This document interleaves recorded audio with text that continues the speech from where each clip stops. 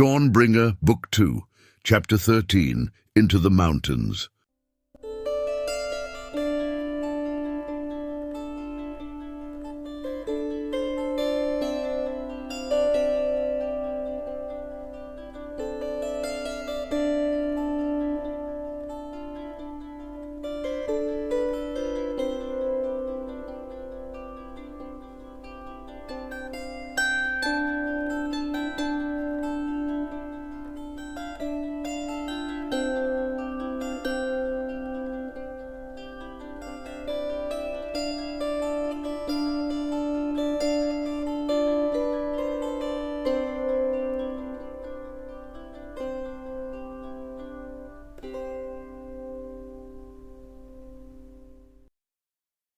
The day of departure comes much too quickly, or so it feels.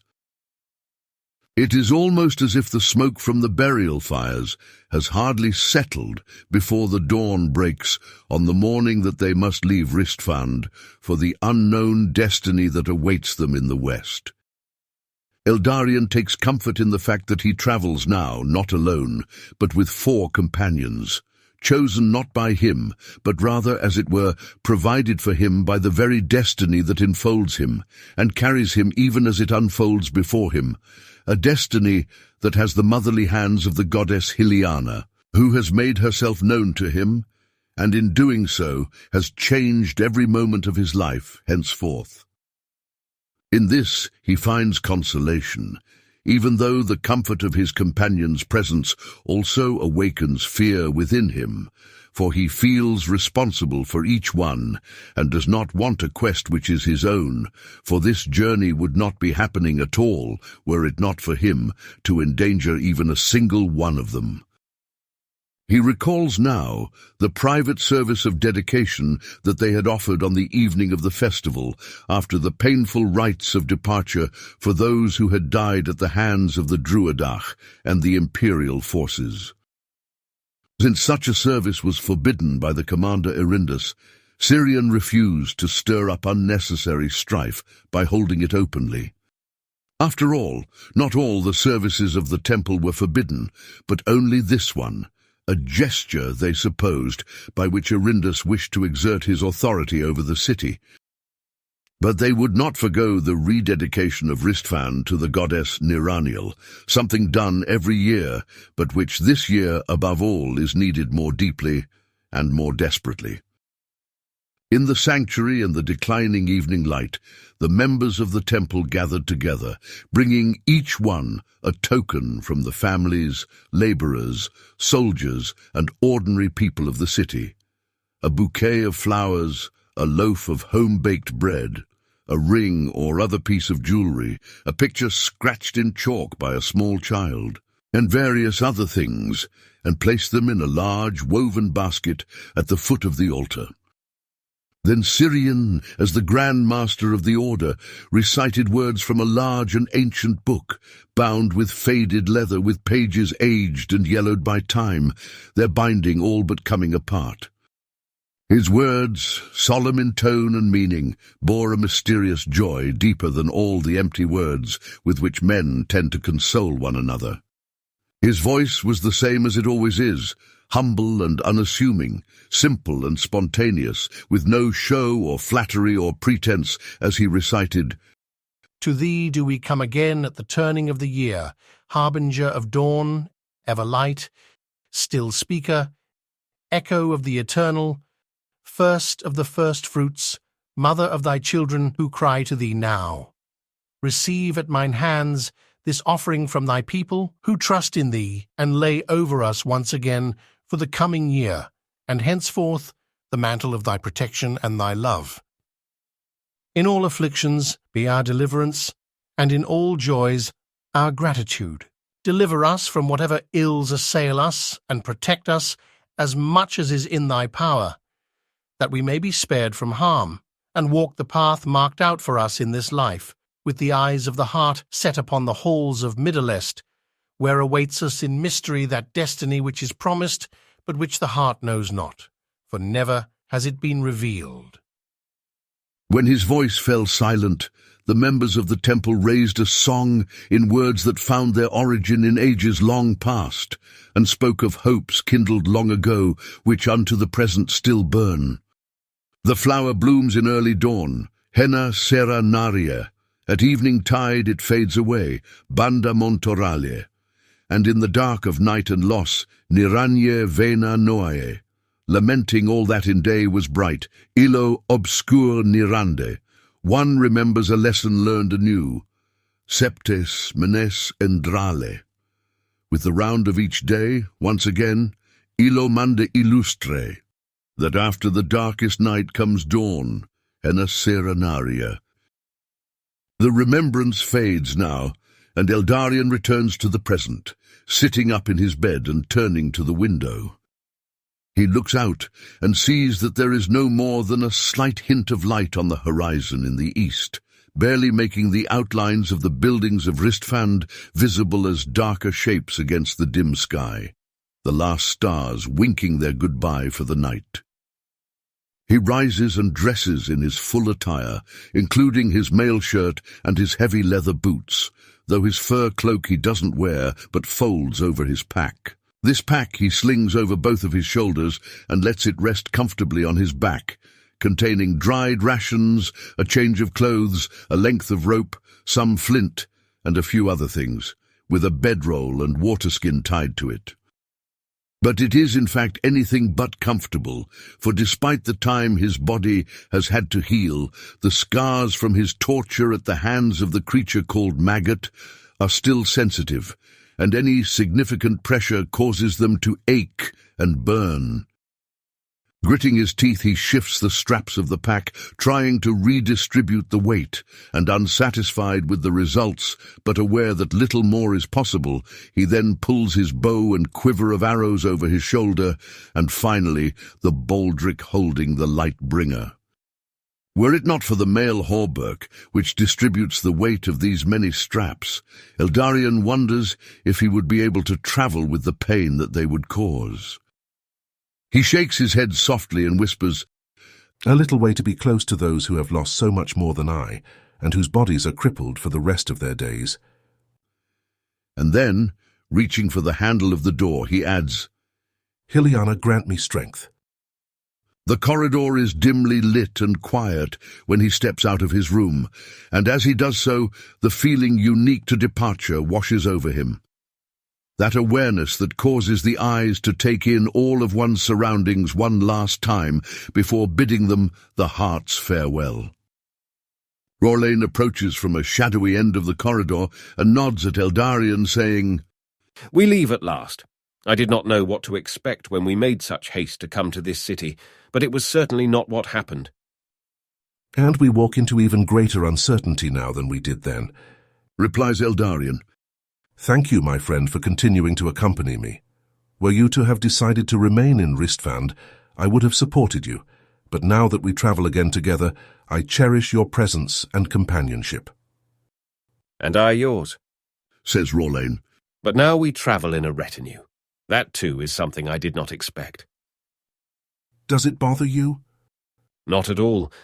I just hope that no ill befalls us on the road, and that our destination, granted there be such a place, holds the answers we seek." "It seems a fool's quest, I know." Eldarion whispers, "Sometimes the only remaining wisdom looks like folly," says Rorlane, shifting his pack on his shoulders. "Worry not, Eldarion. We are all with you, and I would be surprised if any of us carry resentment for the nature of our journey. I certainly do not. My decision has been made freely, and so I walk free." "Do you hope to return?" asks Eldarion. "To Ristfand, I mean." "If that is best," replies Rorlane. "No city is my home, and this one did not become so during our stay. I merely feel the burden of leaving under such dire circumstances, though I realize there is little I can do either by staying or by going." "Hopefully where we are going shall turn that little into much," says Eldarion. At this moment, Elmarie appears, wearing a brown tunic and laden for travel similarly to the two men. Her hair is braided back away from her face, and her eyes are keen. Surely there shall be time for speaking on the road, she says with a smile. We are in a race with the sun, for darkness alone gives hope of cloaking our departure. And so the cleric instructs the weathered travellers. Rolain replies good-naturedly, and the three of them set off. Tiliana and Syrian stand by the entrance to the temple, the great doors at their back. They too are in quiet conversation as they wait. When they approach, Syrian nods to them and says, Let us go. We have not much time. And so they pass through the streets of the city like shadows in the night ere the break of dawn, and come to the western gate. Here the greatest difficulty to their concealment lies, as the gate is watched, not so much to keep people in, but to keep people out. But it is still best that their departure goes unnoticed, so as not to raise questions concerning their motivations for travel and to stir up the possibility of pursuit. Rolain, who now knows the perimeter of the city well, directs them to a stone staircase leading up to the top of the battlements, a good 20 yards from the gate. This part of the wall is dark and deserted, and they pass with ease across it and descend the other side with the help of a rope. And thus they are free, like whispers on the grass and among the trees, walking to the northwest before the first rays of dawn's light break over the horizon at their back. It is an odd thing to escape from a city that only a matter of months earlier one came to save and entered without thought of whether one was welcome or not.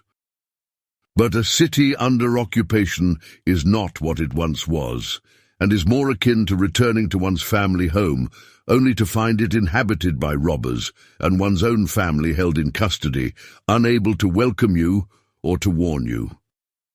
But now, of course, they do not return but flee, and this is perhaps an even more painful experience, for it cannot but feel like abandoning those under the yoke of servitude to their fate. Eldarion is the first to give voice to this feeling, which in some way is common to them all.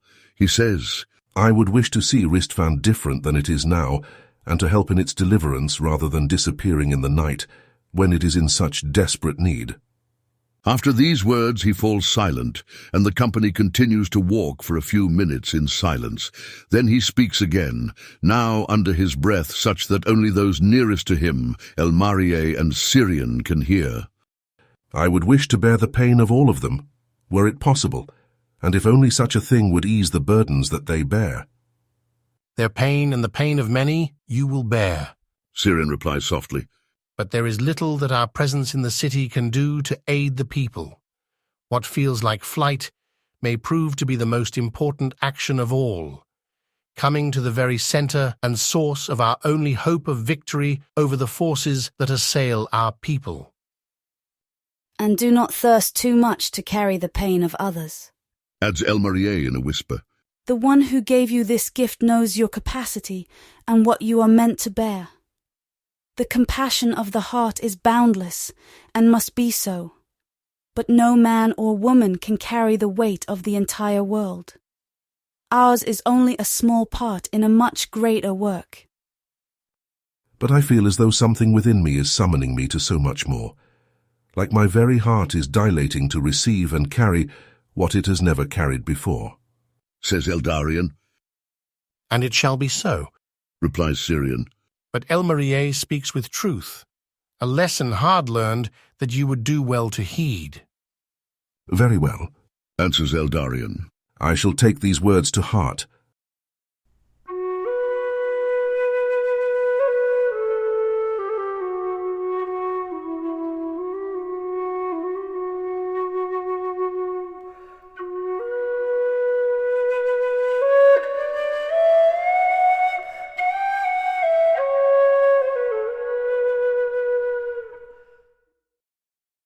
By the time the sun is high in the sky, they are leagues from the city, immersed in the dense forest that spreads to the foot of the Yend Mountains.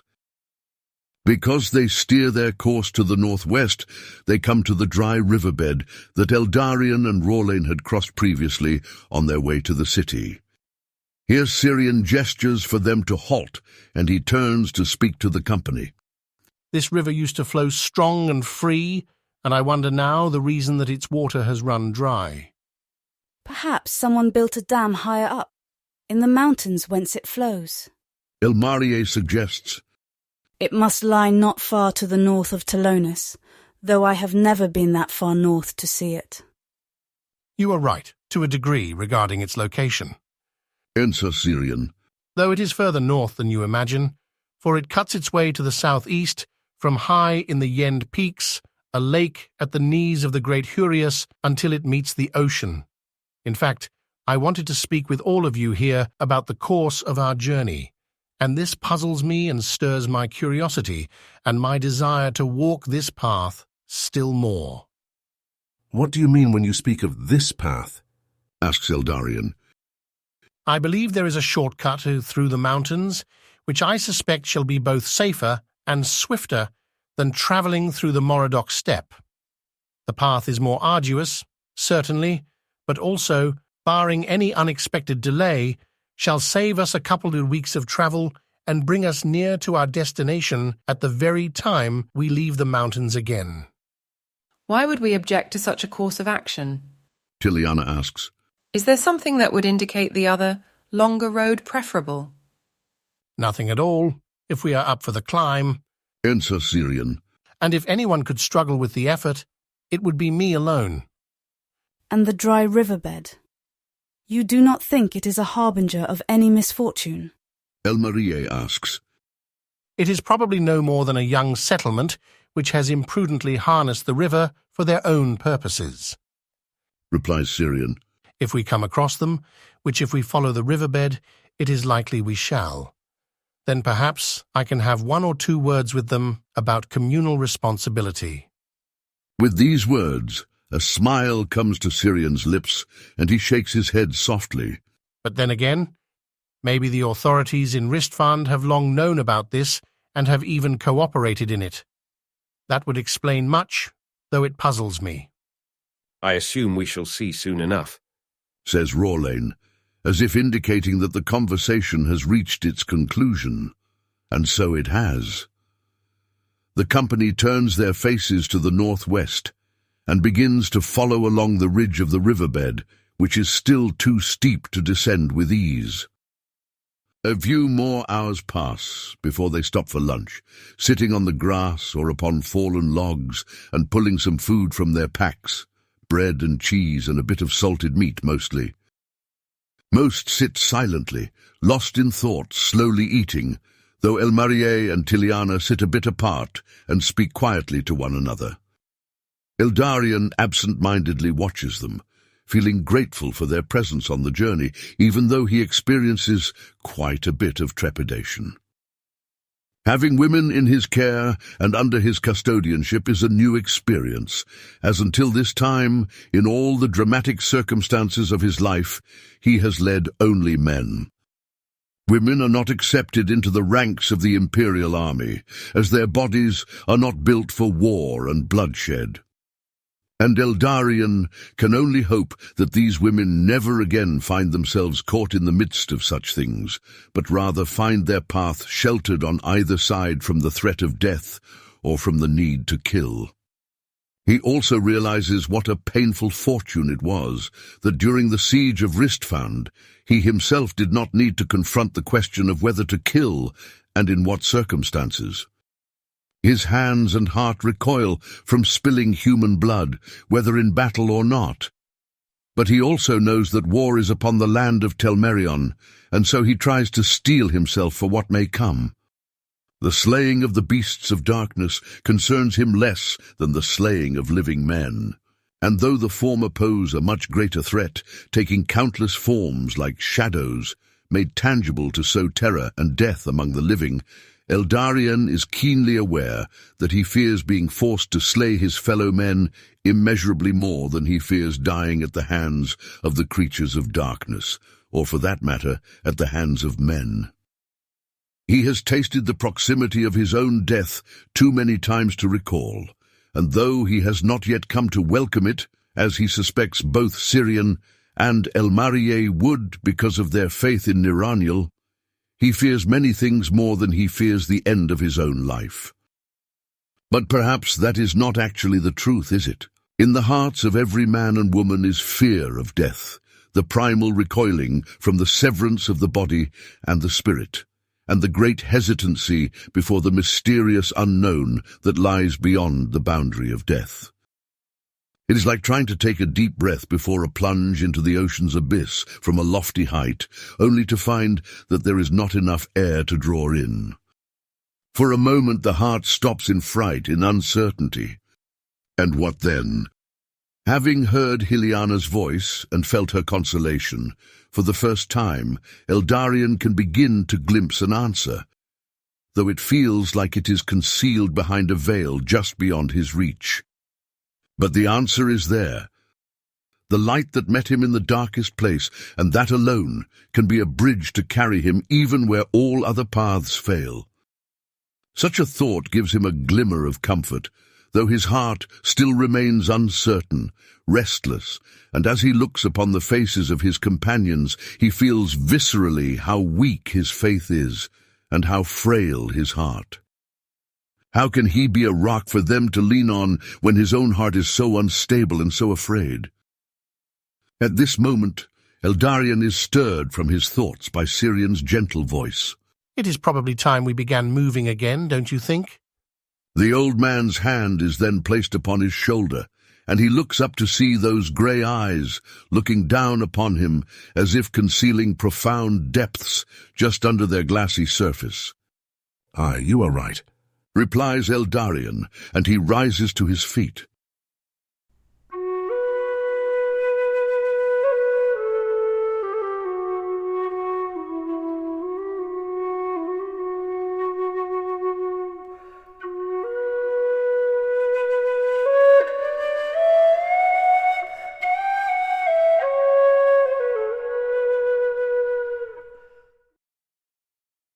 Two more days pass before the land beneath their feet begins to slope steadily upward, as if beginning to ascend the feet of the mountains, which are buried just under the earth, and cause it to wrinkle and rise like draped cloth.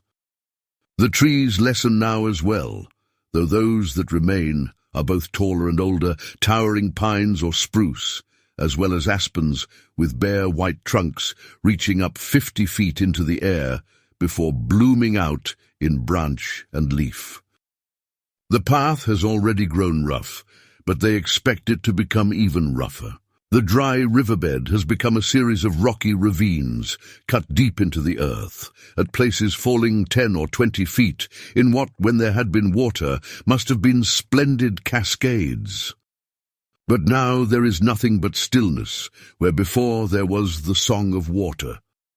The song of the wind in the trees, however, continues, and as they ascend even higher, the force of the winds increases, blowing at times from the mountains before them down upon the plains that are visible stretched out for miles behind them, and at times sweeping up from the plains back to the peaks.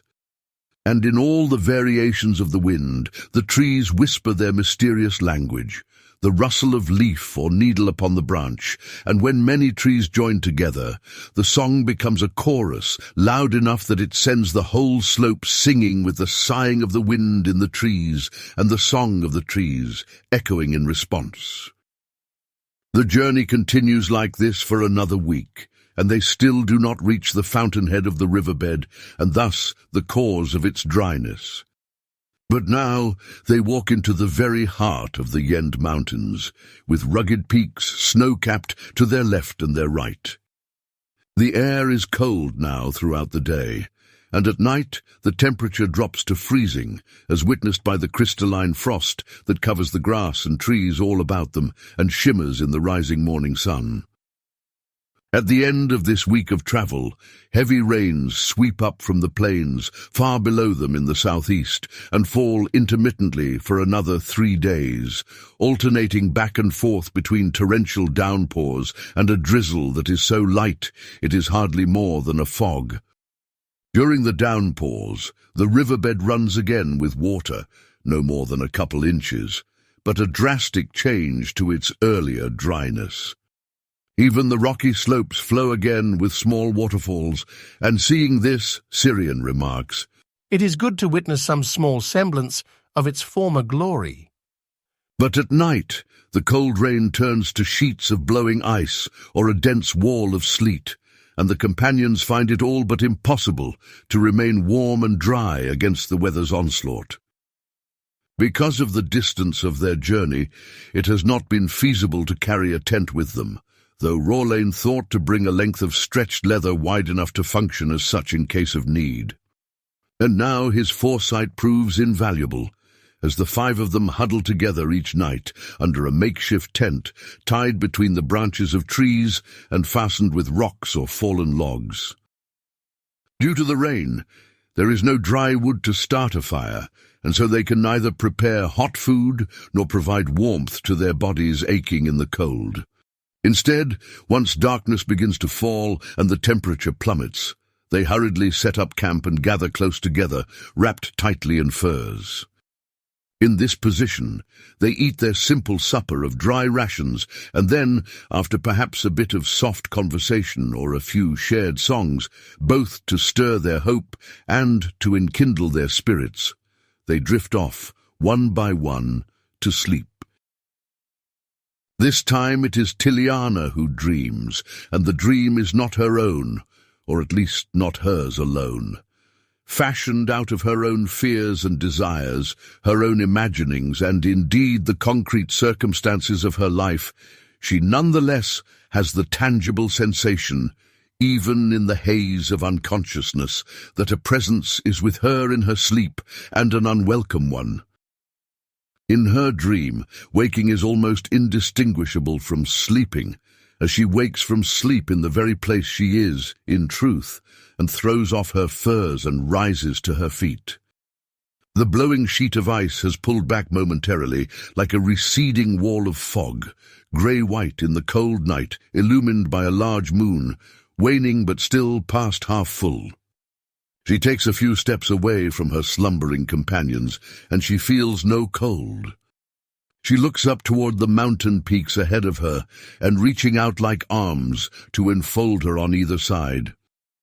They tower above her, and make her feel so small, so infinitesimally insignificant, that despite the beauty of nature and its special word of welcoming, these mountains instead feel to her in this moment both threatening and dangerous, like they reach out not to welcome, but to grasp, to entrap, and to suffocate. She turns back and looks toward the plains of Melrock and the city of Ristfand, and the fog and darkness recede before her gaze, and she can see farther than human eyes can see, down the rugged path they have travelled, down from the mountain pass, across the tree-laden plains, to the city as it slumbers, and beyond that, to the numerous settlements of the clan of Rovers dotting the landscape.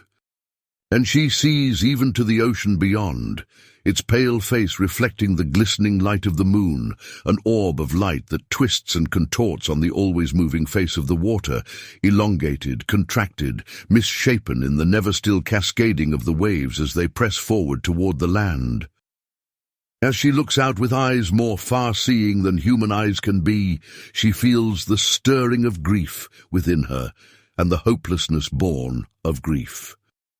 And she finds herself wanting to yield to it, to find rest and consolation in the arms of sadness as if in the care of a welcome friend.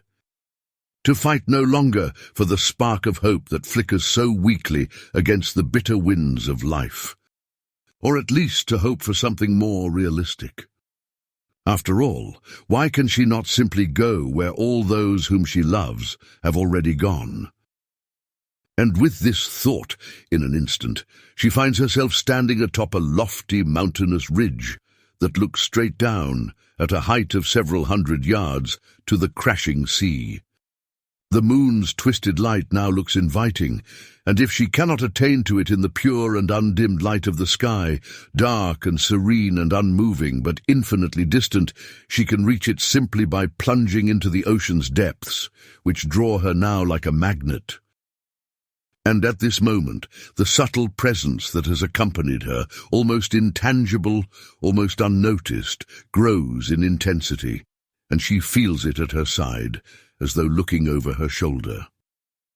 It is unwelcome, and yet it pulls her strongly, to the point that without a thought she almost yields. She opens her mouth to address the presence, to demand that it reveal itself, but in this instant the faces of those she has loved, of Alsenor, Beita, and Anar, form upon the face of the water, and the water grows perfectly still. The entire ocean ceases to move and becomes like a placid lake, reflecting as a consummate image the countless stars of the sky, with the moon at its center. She leans forward, and she is there, only a few feet from the water's surface, looking into the eyes of her beloved, with the mournful faces and gentle smiles of her children on either side of him. As if speaking into the back of her mind, insinuating itself into her own thoughts, not in their secret inner wellspring in the sanctuary of her heart, but in their external formulation as they come to the surface, the presence says to her, "You need only throw yourself in, and you shall be with them forever." And yet the presence does not speak. It is silent, and yet its voice is raucous, so loud, so pressing, that it takes her own thoughts and makes them its own, and then forces them upon her to the point that she nearly accepts them as if they originated from her. Are they not, after all, her true self, her true intentions and desires, and the right path, the only path that can remain true to herself, whereas everything else is but a show and a mockery of life? Maybe only in death can life be found, and this play at life is nothing but a sham, a lie that she says both to herself and to others. And if that is the case, what is the point in pretending any more? And now she voices her response to the presence, to welcome the unwelcome, since it gives her the one thing she truly seeks. I will do it. But how? And yet at this moment another voice intrudes upon her thoughts and breaks off the discourse with the other, mysterious presence. She is wrenched from sleep to find someone gently shaking her shoulders and calling her name. She opens her eyes and finds the face of Syrian, lined with concern and compassion, looking over her. The night is dark, but the light of the moon allows her to make out his features, and his voice, too, identifies him still more clearly. Tiliana, I'm sorry to wake you, but you were moaning in your sleep. I was. She replies, but her words falter as the vivid feelings of the dream slip away from her. I was having a nightmare. She concludes. I'm sorry if I startled you. Oh no, my concern is only for you, Answers Syrian, and she can feel the piercing gaze of his eyes, even in the darkness. I'm all right. It's just grief combined with fear of the unknown. Very well, but know that I am here if you ever wish to speak about it or about anything else. Yes, thank you. Says Tiliana, and she watches the figure of Syrian lean back and return to his place of rest. Then she pulls the furs closer around her body and buries her face against them, trying to fight off the bitter cold that now encroaches upon her, and the anguishing sorrow that bites at her heart even more keenly.